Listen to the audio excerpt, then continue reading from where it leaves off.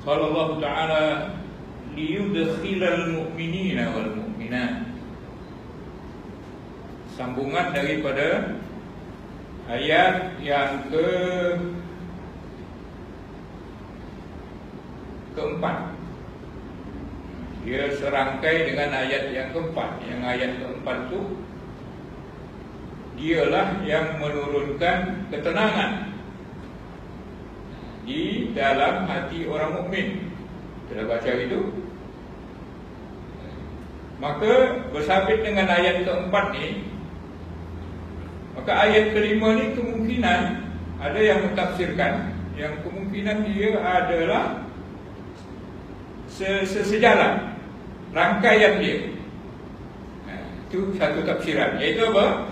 Dialah yang menurunkan, dialah Allah Subhanahu Wa Taala yang menurunkan ketenangan dan ke dalam hati orang-orang mukmin, liyazdadu, supaya mereka bertambah keimanan bersama keimanan yang dah ada pada mereka. Okey, jadi dialah yang menurunkan ketenangan ke dalam hati orang mukmin dan supaya menambah mereka bertambah keimanan.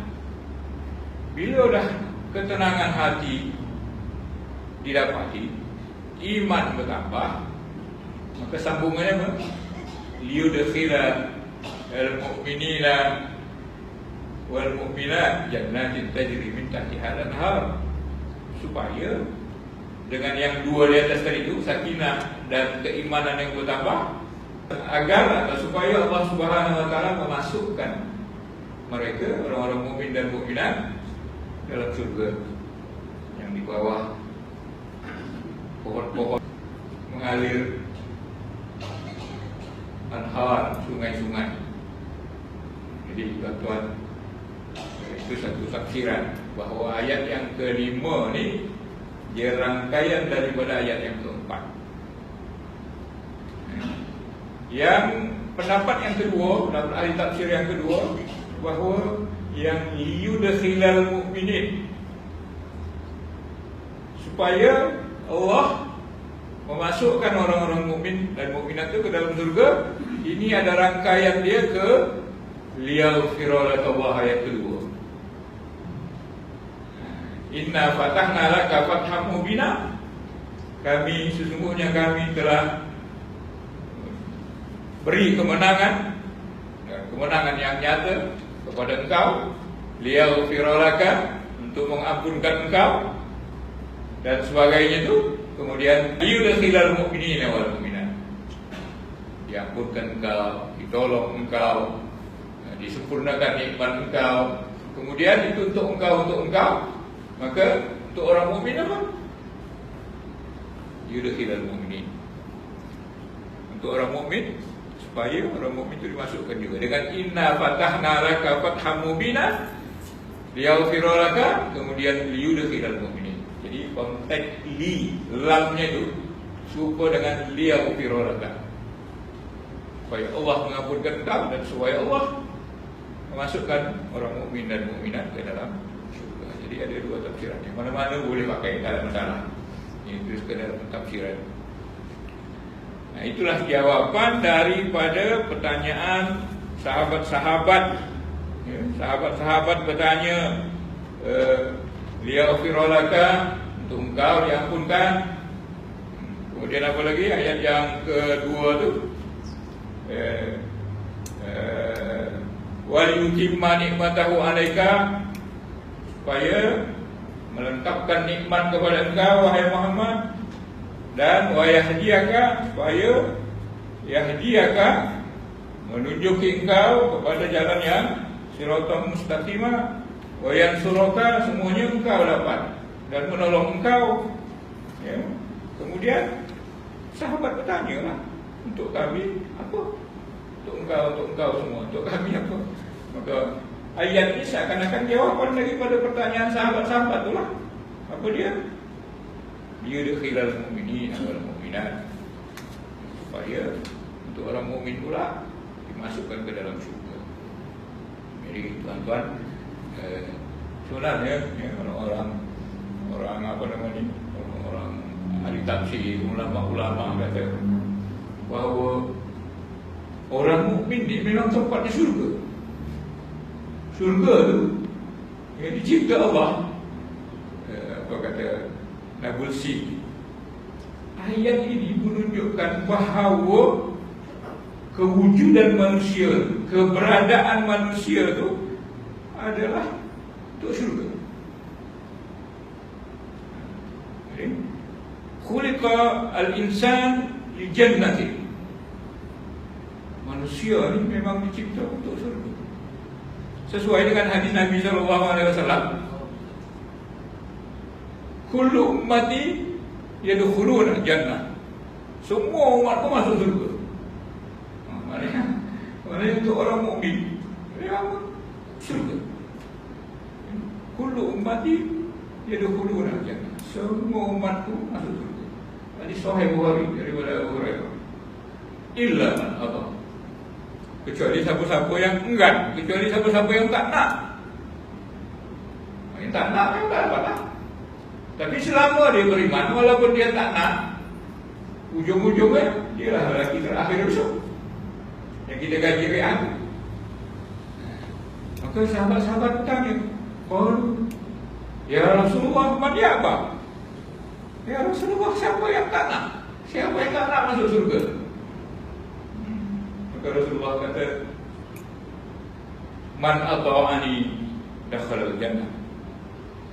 Siapa-siapa yang taat kepada aku, yang mengikuti jalanku, masuk surga.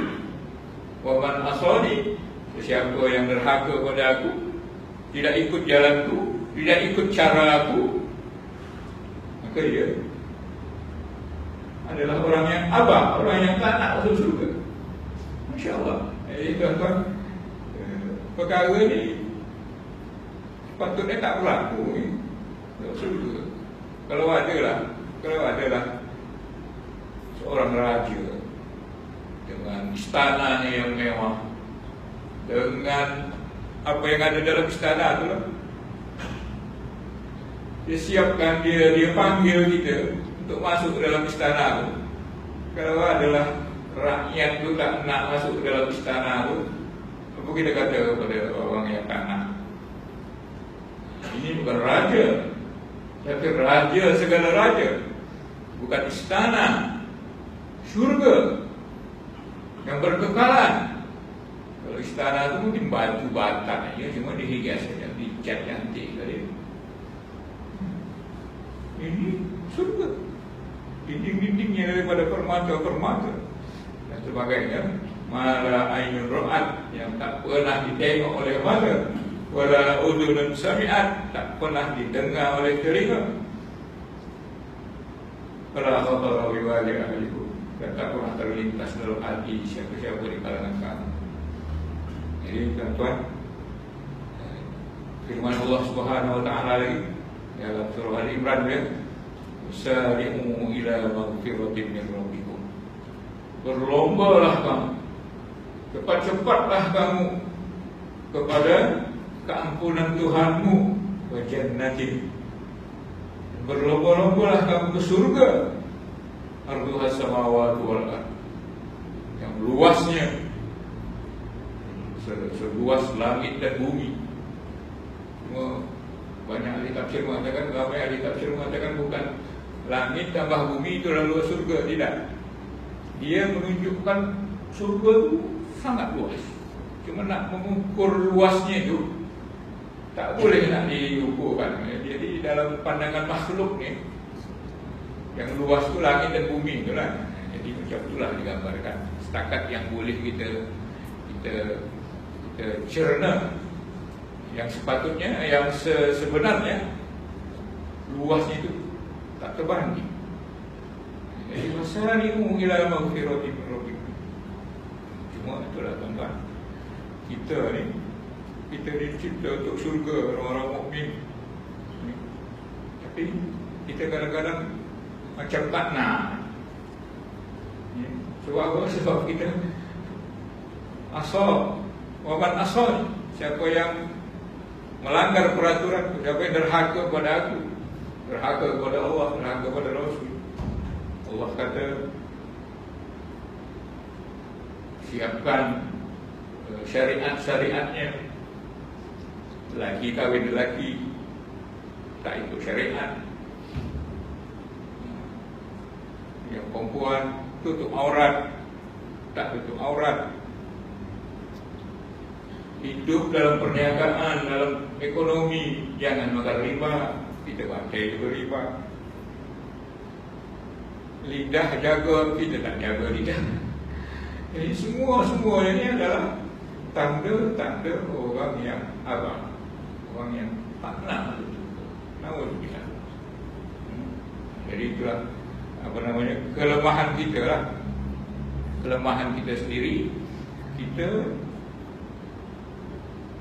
seakan-akan tak nak surga, dipesongkan oleh syahwat dunia kita. Maknanya kerugian besar bila kita tak isi waktu kita, bila kita tak jaga mulut, tangan. Sekarang bukan mulut saja, tangan pun jaga. Sebab apa yang kita tulis dalam internet, dalam Facebook, dalam WhatsApp tu, semuanya bila tidak betul-betul benar, bila tidak betul-betul hak, atau dengan kata lain, bila kita tulis perkara yang batil, maka selama ada tulisan tu, selama itulah kita dapat dosa. Jadi tuan-tuan, kembali kita kepada kaji ini, bahawa Allah Subhanahu wa taala berikan kejayaan. Inna fatahna laka fatham mubina, berikan kejayaan kepada kita. Yang di antara anugerah-anugerah kejayaan itu, bagaimana yang dapat Rasul sallallahu alaihi wasallam, kemudian dengan kejayaan itu kita boleh, Allah Subhanahu wa taala berjanji Dia akan masukkan orang-orang mukmin dan mukminat ke dalam surga. Kita nak mendapat kejayaan itulah mesti nak berjihad. Kalau dulu zamannya zaman perang, sekarang zaman kita tak ada perang. Apa jihad itu? Jihad melawan nafsu, melawan perkara-perkara yang mungkar. Kadang-kadang mungkin jihad itu lebih berat, melawan nafsu itu lebih berat. Melawan orang kafir itu satu perkara yang nampak, yang kita perasan. Jadi ini melawan syaitan yang sentiasa menggoda kita, itu paling berat. Jadi berhati-hatilah, kita dalam lihat yang melawan syaitan ni, musuh-musuh Islam ni, dia berpunca daripada syaitan ni lah.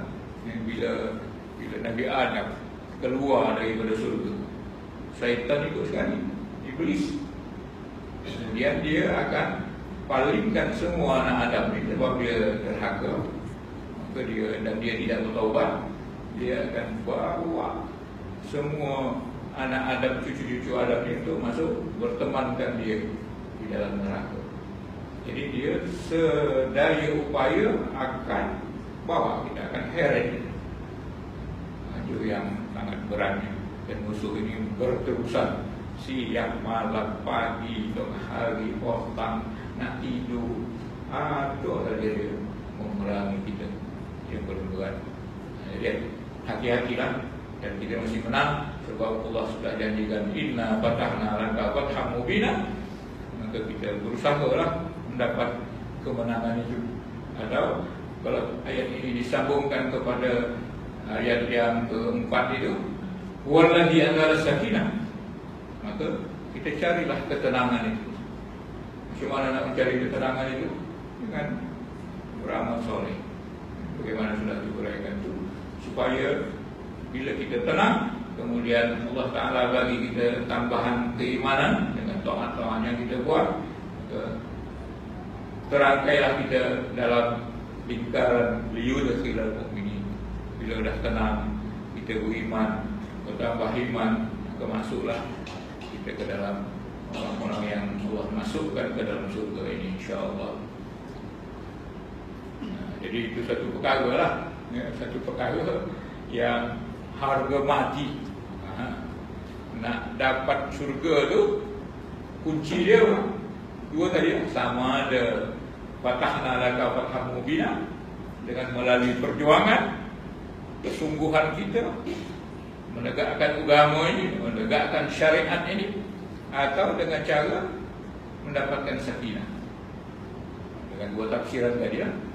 Ya, maka sakinah itu didapati dengan keimanan juga. Bila dah sakinah dapat, bertambah keimanan, masuklah surga. Dengan dua-dua benda tadi tafsiran ini boleh jalan. Jadi yang pasti kunci dia, kunci surga itu adalah keimanan. Ya. Iman itu apa dia? Tasdiqun bil qalbi. Pembenaran, pengakuan secara betul-betul dengan hati. Cuma tidak dengan hati saja. Saddaqahul amal. Tidaklah iman itu dengan cita-cita. Kita kata kita beriman, kita beriman. Walakin al-iman ma waqara fil qalbi, yang tertancap di dalam hati kita, yang tegak di dalam hati kita keimanan itu, dipercayai Allah Subhanahu wa taala dan Rasulnya. Kemudian wasaddaqahul amal, dan dia direalisasikan dalam bentuk amal, dalam bentuk taat. Jadi itulah kita supaya kita boleh faham bahawa iman ni tidak main-main, tuntutan yang mutlak yang tak boleh nak ditawar bila kita nak pada surga. Cuma dia kata tadi kan, kita di surga kan, tapi amalan kita semua melawan Allah Subhanahu wa taala. Memang benar. Kemudian ayat tu lagi kata, ini keterangan jannat kan, ya. Jannat, kamu akan dimasukkan ke surga, yang surga itu tajri min tahtihal anhar. Surga itu atau jannat itu taman-taman, ya. Jannah bila ada kalimat jim dengan nun, dia sesuatu yang tertutup. Jadi surga itu dikatakan jannat atau jannah, maka surga itu adalah taman-taman yang ada tempat yang disediakan Allah Ta'ala, dan dia ditutupi oleh banyaknya rimbunan pohon-pohonan.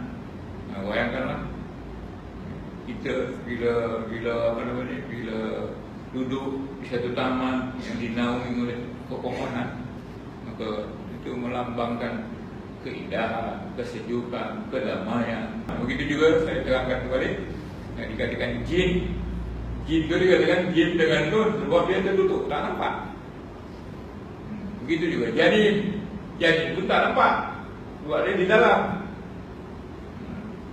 Itulah makna pada kalimat jin dengan nun. Jadi termasuklah jannah. Yang jannat itu pula macam itulah sudah bentuknya daripada nama dia tadi, tajri min tahtihal anhar, mengalir di bawahnya anhar, sungai-sungai, bukan satu sungai. Sungai itu pula macam-macam, kita dah baca hadis tadi. Ada sungai yang berisi susu, madu dan sebagainya. Ya. Indah, sungguh indah. Kita tinggal ambil, tinggal minum. Ya. Dia tajri min tahtihal anhar, mengalir di bawahnya. Tengah hari tafsir katakan mengalir di bawah apa ni? Di bawah pohonan-pohonan tadi. Jadi tuan-tuan, keindahan. Ya. Semua itu melambangkan atau simbol daripada keindahan, ketenteraman, kesenangan, ya, dan sebagainya. Khalidina fiha, kekal selama-lamanya mereka di dalam. Khalidina, mereka kekal. Mereka siapa? Mukminin dan mukminat. Kekal selama-lamanya di dalam surga. Jadi bila dikatakan kekal itu maknanya la nihayata, kamu tak ada ujung. Tapi kadang-kadang kita juga tertipu dengan kesenangan-kesenangan duniawi yang memilikinya atau merasainya tidak kekal mati. Dapatlah kita dunia. Berapa lama lah? Banyak umur kita lah. Kita mendapat dunia ini barulah umur 40 tahun kan. Barulah habis kita dengan sekolah, dengan universiti dan sebagainya, barulah kita dapat kerja, barulah kita boleh beli itu, beli ini. Jadi 40 tahun umur kita barulah kita berhasil mendapatkan habuan dunia ini secara lengkap, dia boleh beli itu beli ini. Umur 60 tahun, 20 tahun ni. Oh lah, 80 tahun. Baru 40 tahun. Jadi dunia ni macam mana pun kita dapati, dia akan meninggalkan kita atau kita meninggalkan dia. Salah satu lah. Mana tidak kekal. Namanya pun dunia. Dunia ni adalah dulu dekat atau daninya rendah. Jadi nilai dunia ni adalah untuk dekat, masa yang dekat. Dia tidak berkekal. Jadi tuan-tuan jangan sampai nikmat dunia ni, bukan tak boleh cari nikmat dunia, tapi jangan bertentangan dengan nikmat surga. Yang surga itu adalah macam ini. Tajri min tahtiha al-anhar khalidina fiha, berkekal. Jadi jangan dengan nikmat yang segera, nikmat yang sesaat, kita jual surga yang kekal. Ini kita kena motivasi lah, motivasi diri kita. Sesaat je pun. Kalau kita hidup dengan kesenangan sesaat aja, sekadar je pun, bukannya segala nikmat, ya. Sekadar je. Maka kita ingatlah diri kita, motivasikan ada nikmat surga yang lebih hebat dan berkekalan. Jadi ini sebagai motivasi kepada kita, supaya kita tahu bahawa nikmat surga itu khalidina fiha. Kemudian bila dah masuk surga itu, maka wa yukaffiru anhum sayyi'atihim, maka Allah Subhanahu wa taala akan yukaffir, menutupi segala kejahatan, dosa, kesalahan mereka. Maknanya bila nak masuk surga itu, mungkin bersihir lah. Bagaimana saya kata kita lah, ya, hamba atau orang mukmin tidak akan masuk ke surga kecuali sudah dibersihkan. Di antaranya pembersihan itu adalah Allah Subhanahu wa taala ampunkan dosa-dosa. Dulu mungkin dah saya sebut benda ni, ya, bila kita di dunia ni lagi, kita bersihkan dosa-dosa kita dengan taubat, dengan istighfar, dengan hasanat, kebaikan-kebaikan. Kita buat baik, maka dosa kita terhapus. Kemudian dengan musibah-musibah kita tabah, kita kembalikan musibah itu kepada Allah Subhanahu wa taala. Yang semua itu adalah sebagai penghapus dosa. Kemudian bila kita mati pula, maka Allah sembahyangkan kita, syafaat orang mukmin mendoakan kita, anak-anak kita yang soleh mendoakan kita, apalagi dapat pahala di selepas kita mati, amalan-amalan jariah kita, sedekah jariah dan sebagainya. Ya. Kemudian tak juga habis dosa kita di situ, maka kengerian pada hari mahsyar itu juga penghapus dosa. Bila di situ pun tak habis, ya. Syafaat orang-orang nabi pun tak juga habis. Kemudian kemaafan dari Allah Subhanahu wa taala tak juga habis. Akhirnya masuk neraka lah. Jadi kita tak nak yang tu, maka sentiasalah kita motivasi diri kita supaya betul-betul bersungguh beramal di dunia ini, supaya Allah Ta'ala yukaffir anhum sayyi'atihim. Allah Ta'ala akan ampunkan, Allah Ta'ala akan tutupi segala dosa-dosa.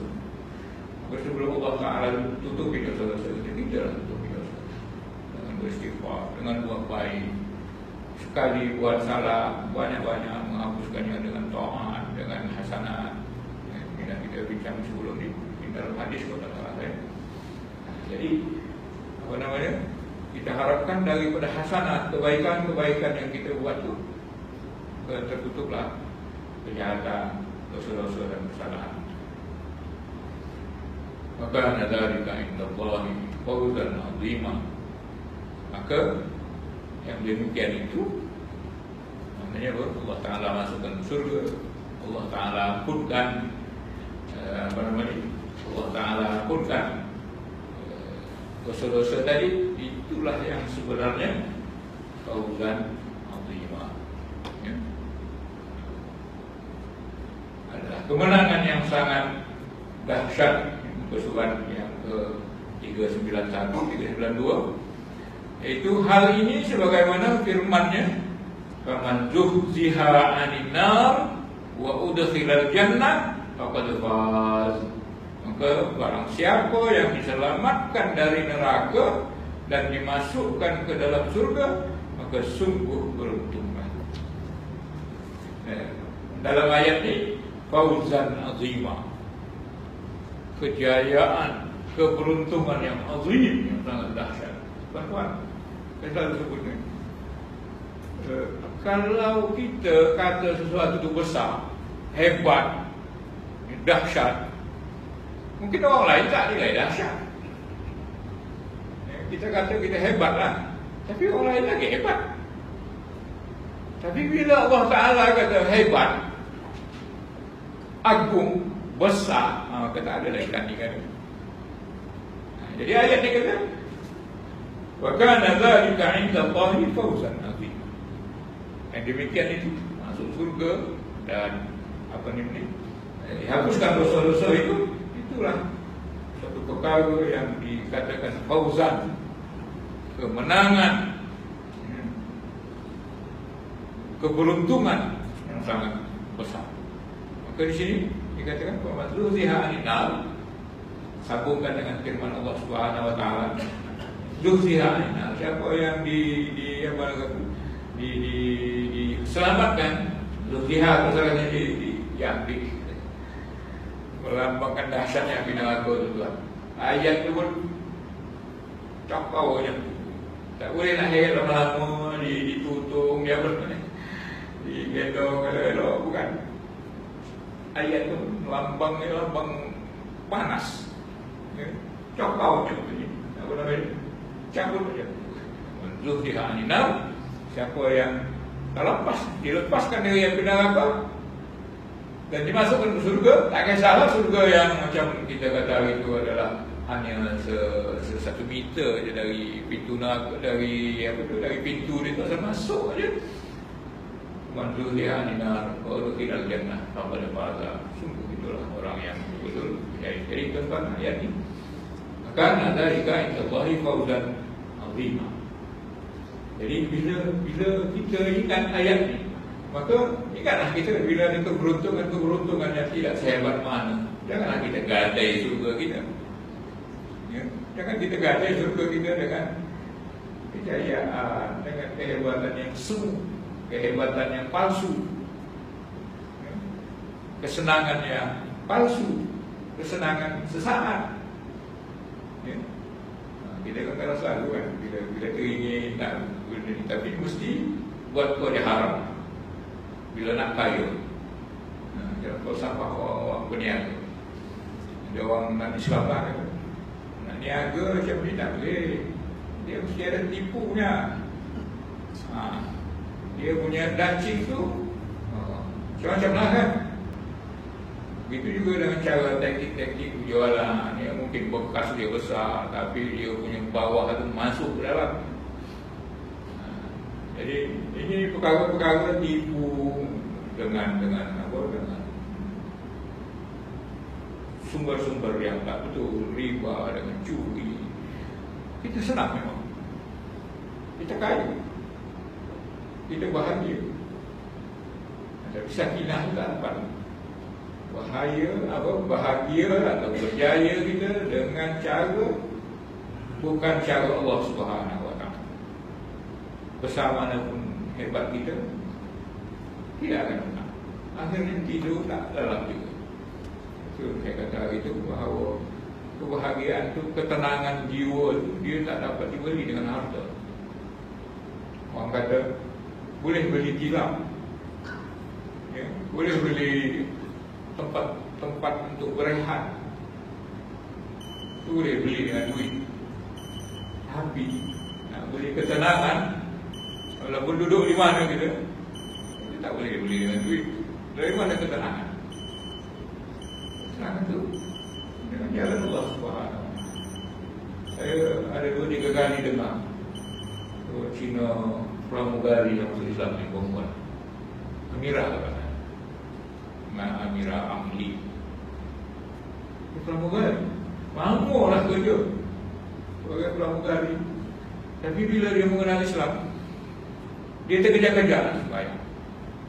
Bila nak sembahyang, lah dipanggil. Akhirnya dia tak kenal. Sedangkan sembahyang dia seronok. Tengok tu. Akhirnya dia berhenti jadi pramugari. Yang gaji dia dah mahal, dia kata.